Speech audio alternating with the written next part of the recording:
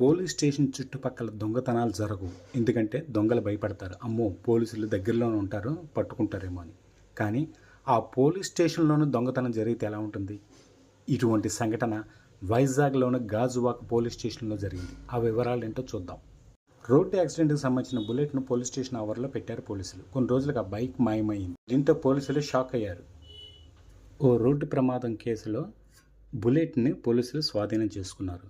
అయితే ఆ బైక్ నడిపే వ్యక్తిది కాదు. వేరే ఫ్రెండ్ దగ్గర నుంచి తీసుకున్నాడు.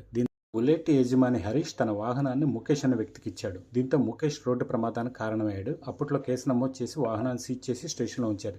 అయితే బుల్లెట్ యజమాని హరీష్ కోర్టు నుంచి అనుమతితో వాహనం తీసుకోవడానికి స్టేషన్కి వెళ్ళాడు. బుల్లెట్ను సదరు యజమానికి హ్యాండ్ ఓవర్ చేయడానికి పోలీసులు వాళ్ళు పార్కింగ్ చేసిన పోలీస్ ఆవరణలో వెళ్ళి వెతికితే బుల్లెట్ కనపడలేదు.